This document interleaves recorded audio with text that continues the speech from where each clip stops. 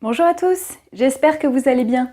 Après être parti dans les étoiles avec Claire dans la dernière vidéo de cette chaîne, je vous propose aujourd'hui de partir à la rencontre de notre corps, ou plutôt de nos 5 corps, avec Le corps spirituel, un livre de Sylvie Verbois édité aux éditions Erol dans la collection Erol Pratique.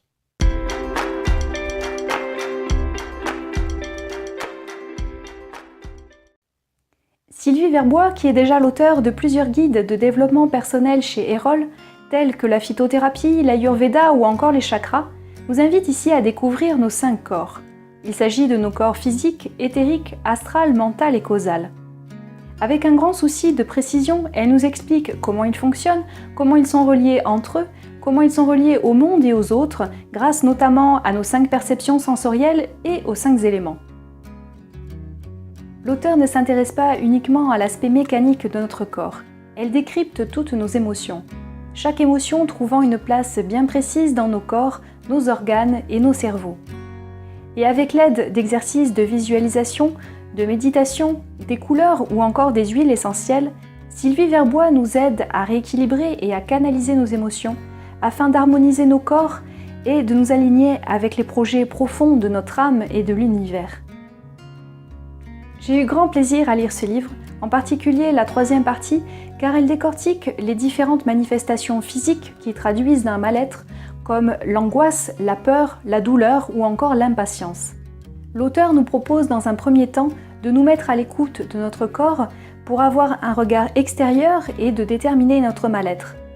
Dans un second temps, elle nous propose une action d'éveil afin de nous aider à aller mieux et à nous harmoniser. Je conseille ce livre aux personnes qui s'orientent vers une profession de soins, à celles qui étouffent dans leur corps et qui ne se reconnaissent plus, et à celles qui cherchent un équilibre entre l'esprit, le corps et l'âme. L'impatience se mesure aux impatiences du corps. Précipitation, impulsivité, inconstance démangent le corps.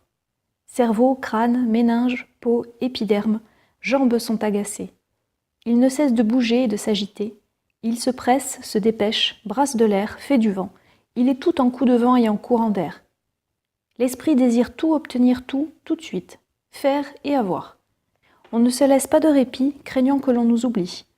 Le principe crispe, le futur tracasse, poussé par l'ego, on se propulse en avant, bousculant et renversant sur notre passage ce que l'on ne veut pas voir, ce qui dérange.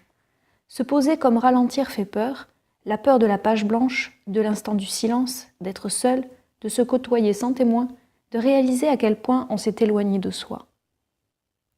Choisir de s'interrompre un instant, de marquer un temps de pause, de se mettre entre parenthèses, calme le jeu bavard et fluctuant.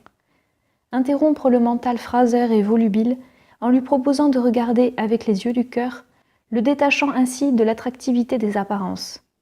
Observer sans épier, contempler sans dévisager, méditer sans gaieté, apprécier ce qui est en posant, pas après pas, un regard conscient sur la vie.